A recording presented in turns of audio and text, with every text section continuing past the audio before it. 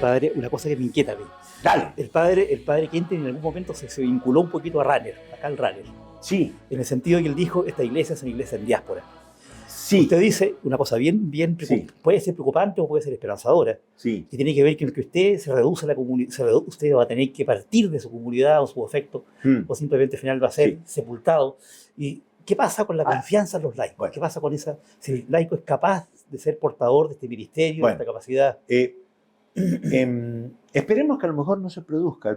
No es una situación que haya que bendecir o decir es No. positiva, no. No. Esperemos que podamos tener o continuar en ambientes cristianos, aunque el cristianismo no sea oficial y aunque sea combatido. La experiencia que dice que muchas veces el cristianismo combatido florece. Entonces, una fuente de vocaciones misioneras son Vietnam del Sur y una islita, la mitad de una islita en Indonesia que se llama Timor Oriental, Sí. y que es un enclave católico. Hay misioneros indonesios por todo el mundo.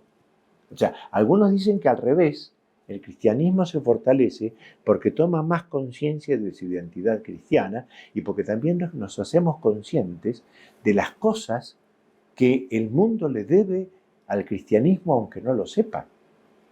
O sea, hay una cosa que me lo dijeron, lo investigamos y nunca pudimos resolverlo. Pero es un estudioso de estas cosas, me dijo que la trilogía francesa de libertad, igualdad y fraternidad viene de los jesuitas. Lo habían elaborado ellos en su humanismo jesuítico, pero al final nunca lo pudimos corroborar.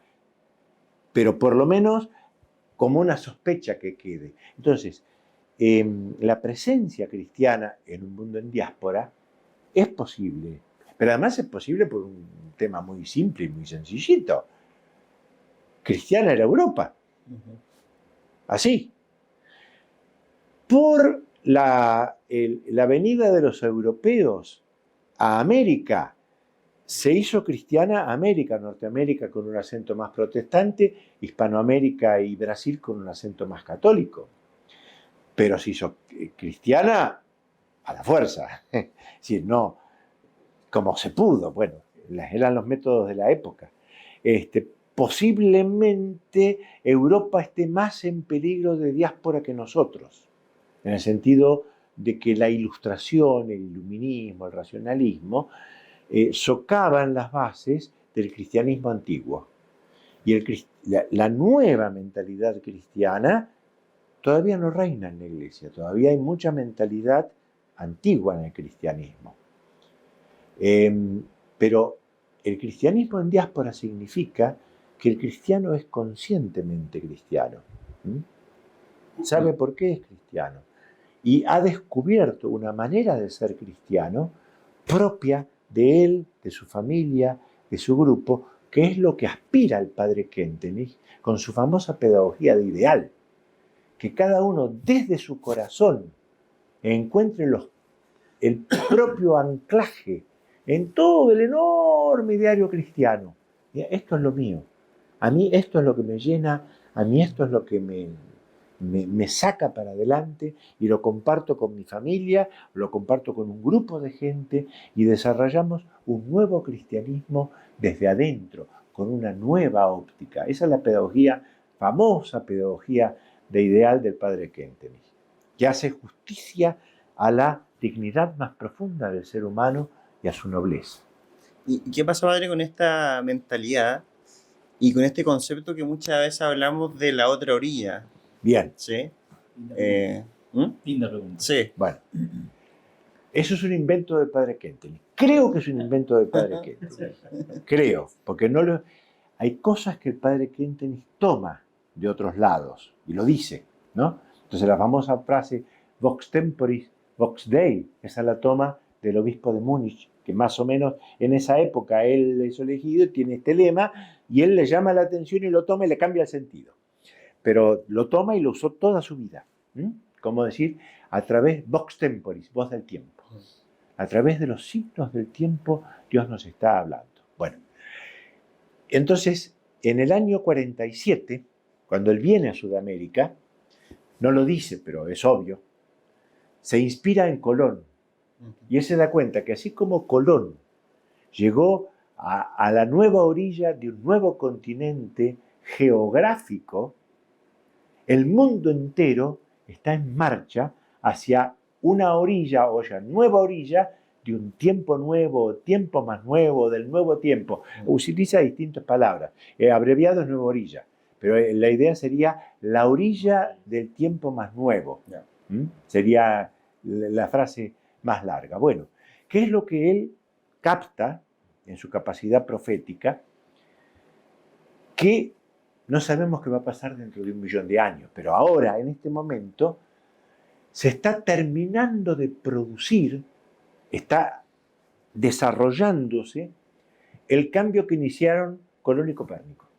Él se refiere a ellos dos. Copérnico porque él habla de que su espiritualidad es un giro copernicano, y Colón por esta imagen de la nueva orilla. Y él capta, lo captó en 1912, la palabra nueva orilla la colgó en 1947. Él capta que en esa nueva orilla las cosas son distintas, que hay un giro copernicano.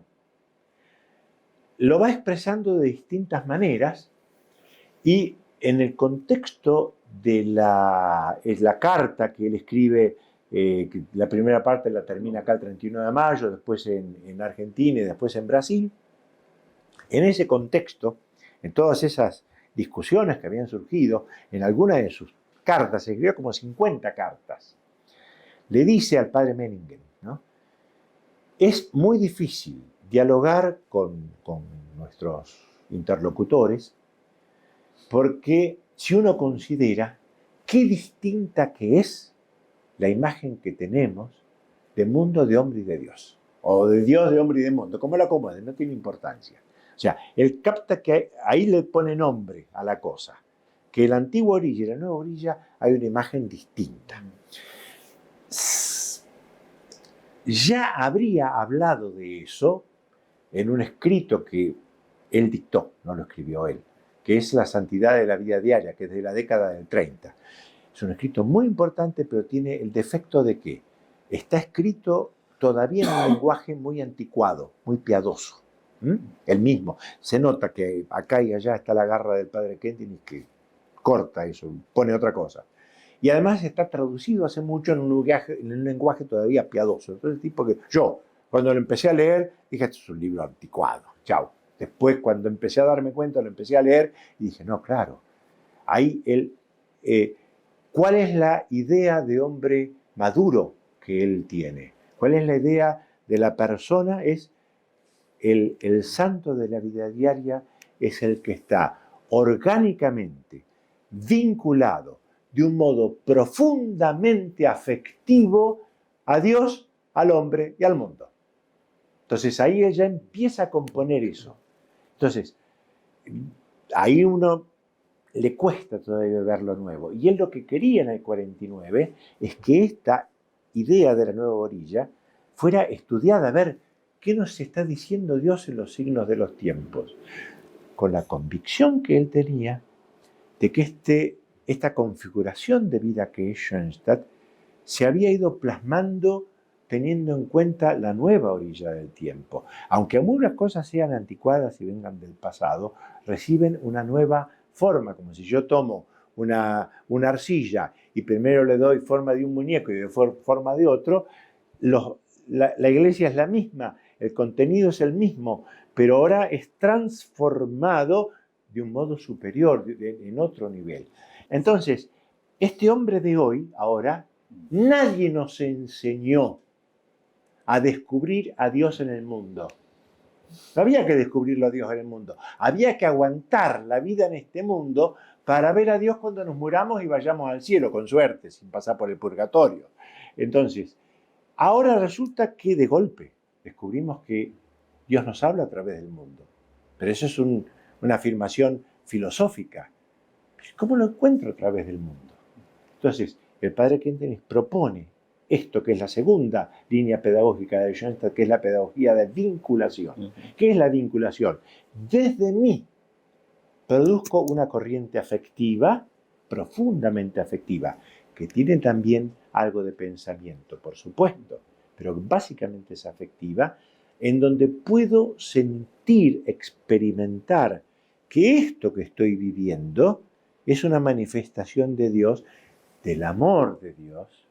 Entonces experimento el amor de Dios y eso es lo que me satisface, eso es lo que me llena. Usted me va a decir, y cuando aparece el mal, que no venga, pero si viene, tenés que estar robusto. O sea, un árbol vive de los nutrientes que saca de la tierra. Si sacó muchos nutrientes y está robusto, cuando venga la peste aguanta. Si está así, vino la peste y lo mató. Entonces, el mundo es limitado y en algún momento vamos a experimentar el límite del mundo. En la segunda parte de la santificación de la vida diaria, el Padre llama a eso la vinculación heroica al mundo. Quiere decir, cuando profética primero, descubrí a Dios en el mundo. Sacerdotal, le agradezco a Dios por todo lo bueno que me dio y no paro de agradecerle y disfruto del amor de Dios a través de las cosas buenas que Él me regale y las comparto y las aprecio y no dejo de disfrutar. Ahora, cuando vino el mal y me sacudió, puedo soportarlo. Pero eso ya supone que me encontré con Dios y Él me bendijo. Y si no me viene el mal encima, Dios me puede dar la gracia de ir a buscarlo en otros. Pero eso ya es un paso heroico. Eso es un paso heroico. Y entonces, ¿cuál es la decadencia de Occidente? Que Occidente se dio cuenta de que el Dios viejo, el Dios de la antigua orilla, no existe más. Que ese Dios no puede ser. Y yo uso hay una palabra que uso que es del padre Rafael Fernández. Le cambia un poco el sentido, pero es una palabra que inventó él, porque no dice el padre Kentenich dice, así que la inventó él. Como el padre con la nueva orilla, que la inventó él, yo nunca leí que ningún otro autor dijera la nueva orilla del tiempo, o la orilla del tiempo nuevo. Así que la inventó él. Giro copernicano no, eso es tradicional. Entonces dice que el hombre moderno corta el cordón umbilical con Dios. Y ahora, él lo dice en un sentido negativo, claro, se quedó sin Dios. Yo creo que hay que darle un sentido positivo en nuestro lenguaje. Cortar el cordón umbilical psicológicamente es madurar de una vez por todas, cortar el cordón umbilical, ¿no es así? Entonces, hemos cortado el cordón umbilical y para eso es la imagen de Franklin con el pararrayos, con el barrilete. No sé cómo se cuenta que él quería ver qué eran los rayos. Ya tenían una sospecha. Entonces con un barrilete ata una llave y la levanta con un barrilete. Entonces, después que caen unos cuantos rayos o relámpagos o lo que sea, lo trae y cuando toca la llave le da una patada. Entonces ahí se da cuenta que eso es corriente eléctrica. Cortó el cordón umbilical. Los rayos no son el dedo de Dios que te castiga cuando te portás mal. Se murió el Dios malo. Pero entonces me quedé sin Dios. Se murió el Dios malo. Cortó el cordón. No, tengo que encontrar ahora, desde nosotros, tenemos que darnos cuenta cómo nos habla Dios. Y esa es la nueva imagen de Dios, y eso es en Schoenstatt, la pedagogía de alianza. ¿Qué es la pedagogía de alianza? La pedagogía de alianza es alianza de amor. ¿Cuál es el fundamento del amor? El fundamento del amor es la libertad. El amor es el acto de la libertad. Cuando soy libre, mi decisión está hecha por amor. Por amor a la mujer, al dinero, a Dios, a la televisión o a mi auto. Pero es un acto de amor. Muchísimas cosas podemos hacer obligados en el mundo, menos amar. Porque es la decisión de la libertad, es el amor. Y ahora, en el mundo antiguo, Dios era un tirano. O sea, o te portás bien o te reviento. No tenés otra. en el mundo muy, muy antiguo, hablemos de hace 10.000 años atrás, Dios, el terremoto era una inundación, el rayo, un temporal, o sea, el ser humano vivía temiéndole a Dios. Se llevaba más o menos bien, le ofrecía sacrificios, en algunos pueblos eran menos violentos, en otros más violentos, etc. Pero la imagen que el hombre naturalmente tiene en su corazón de Dios es que nosotros somos una cosa así de chiquitita, insignificante, despreciable y sin valor frente a lo inmenso que es Dios, infinito, empezaron a decir cuando pudieron pronunciar la palabra infinito. Y era natural entonces.